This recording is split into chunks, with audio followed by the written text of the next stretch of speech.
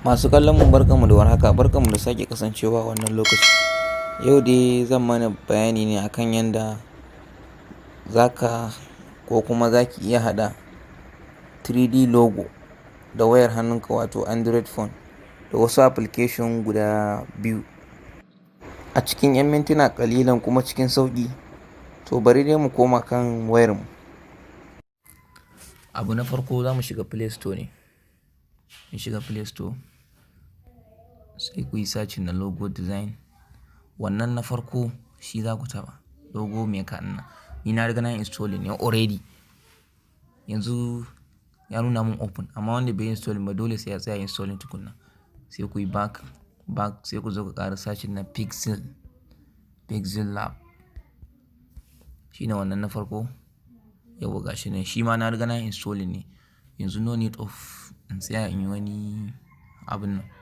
To sai mu fita. Yawwa abun da za mu fara yi, wannan application namu da muka yi downloading na shi wato logo design, shi za mu zo mu buɗe shi. Wannan muka downloading farko daga Play Store. Bayan ya buɗu sai ka zo ka zaɓi sample ɗin da kake so ka yi zane da shi. In ma create za ka taɓa ka yi creating da kanka to. Wannan talla ne, bari mu cire shi. To bari mu zaɓi wanda yake kusa kawai, kar bidiyon namu ya ja time sosai. So bari mu taɓa wanne kenan. Bari mu zaɓi dai mai sauƙi kawai. Yawa ga wani na farko nan, bari mu taɓa shi. Kun ga yana faɗa get require files. Bayan ya buɗu bari in renaming wannan Royal Building ɗin zuwa Isa 3020 TV. Yawwa Isa 3020 TV. Amma kar ku manta ku danna subscribe. Yawwa bari yanzu na buɗe shi. Bari canja style na rubutu na ɗin. Za mu yi gaggawa dai saboda kar bidiyon namu ya ɗau lokaci sosai. Bayan kun gama haka sai ka zo ka yi exporting nashi, ka yi save to gallery. In ka yi saving nashi,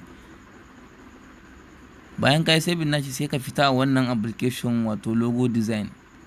Sai ka koma wannan application na biyu da muka yi searching nashi wato Pixel Lab, muka yi installing na biyu, shi za ka buɗe shi.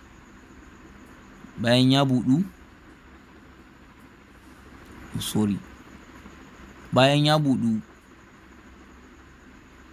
sai ka zo wannan wurin ka taba shi. Sai ka danna import. Bayan ka danna import, wannan logo design da kai saving nashi a gallery shi za ka je ka taba. Bari kuna ganin shi, bari mu taba shi. Yawa bayan ya buɗu haka sai ka selecting nashi. Bayan mun yi selecting nashi kuma za mu je kan wannan erase color wato goge color kenan. Shi za mu je kan shi. Bayan mun taba shi sai mu kunna. Yanzu kun gana kunna ya nuna min kawai ya goge wannan farin color ne automatically, amma ni kuma ba farin nake so ya goge min ba, wannan green din nake so na cire. So zan yi selecting wannan abu kamar alƙalamin, sai yin selecting na green color din. Bayan na yi selecting na color, kun ga yanzu ya cire min wannan green da na yi selecting ba. Bari goge wannan rubutun. Okay. Bayan na yi selecting, kun ga yanzu ya cire min wannan green background, ko ba haka ba.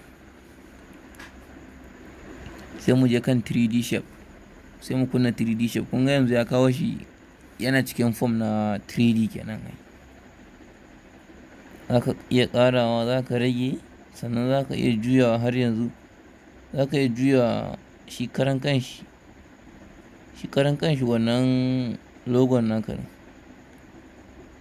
Za ka iya rotating nashi.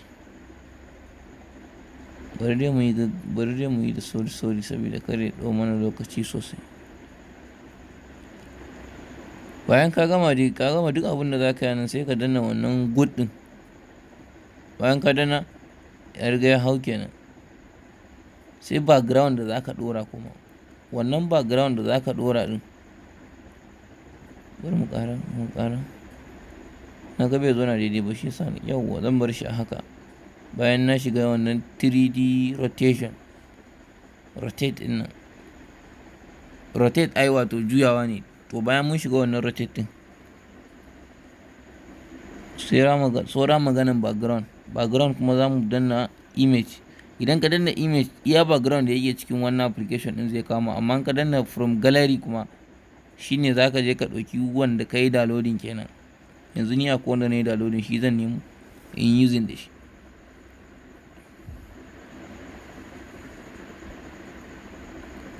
A download na yau bari in using na wannan background ina mai blocks na mai bricks. Bayan ya budu kun kalle shi haka, a hakan ma ya zama, ko haka ne saving nashi ma ya zama logo. Amma bari dan sassaita shi saboda ya dan bada armashi. Yawa.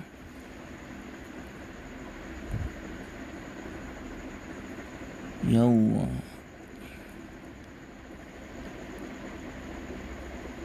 Muje.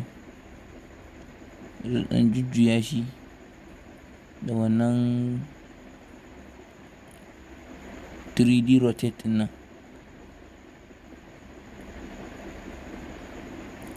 Yawwa. Aka jujjuya shi duk yanda kake so ne. Kuma a cikin wannan application akwai wasu wurare daban-daban ba. Wurare da yawa, abubuwa da yawa za ka yi da wannan application. Yawwa, yanzu wannan mun zo wurin color ne. Wurin color za ka zaɓi color da kake so. Wannan ba sai an faɗa mutum ba ma kawai. Color da yawa kawai za ka zaɓa ka sa. Bayan ka zaɓi color da yawa, ni dai wannan ne kawai dai bari mu yi gaggawa kar bidiyon namu ya tsayi. Shi yasa.